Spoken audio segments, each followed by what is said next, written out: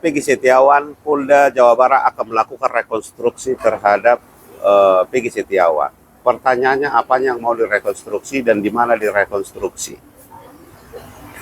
Kalau rekonstruksi sebagaimana kita pahami adalah reka ulang terhadap peristiwa sebelumnya yang pernah dilakukan oleh seseorang untuk memastikan secara material bahwa seperti inilah dilakukan tindak pidana itu oleh tersangka atau terdakwa itu. Pertanyaannya, di mana akan dilakukan rekonstruksi? Karena ada 3 lokus delikti atau tempat kejadian perkara yang didalilkan oleh penyidik. Ya, pertama di kilometer di SMP 11, kedua di flyover, ketiga di semak-semak. Lalu yang keempat lagi tempat ditaruhnya mayat itu supaya seolah-olah hasil kecelakaan lalu lintas. Pertanyaannya, di mana akan dilakukan rekonstruksi? Dan berdasarkan keterangan siapa dia akan melakukan rekonstruksi? Kalau rekonstruksi ini disandarkan kepada keterangan Aib dan Dede katakanlah.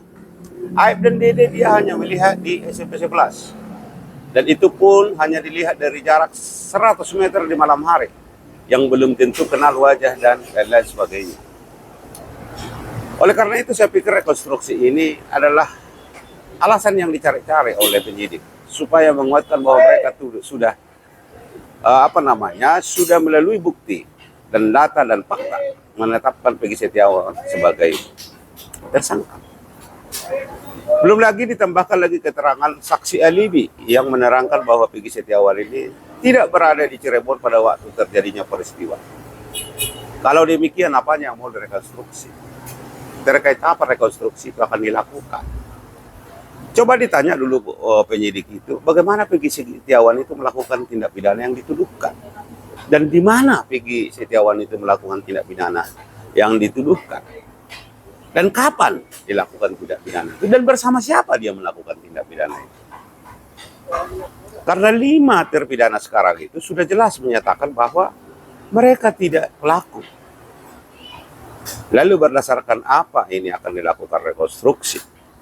Saya kan selalu katakan, ya, penyidik itu tidak boleh sewenang-wenang. Dia harus bekerja berdasarkan bukti, fakta, dan data.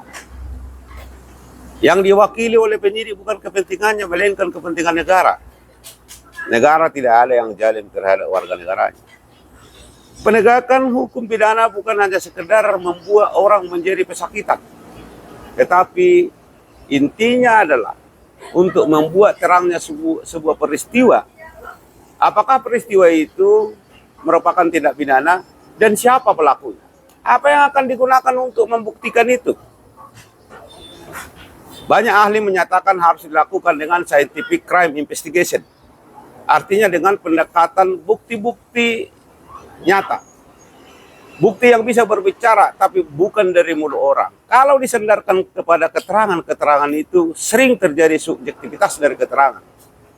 Apalagi keterangan itu ada muatan tekanan, ada muatan intimidasi, ada muatan iming-iming atau janji.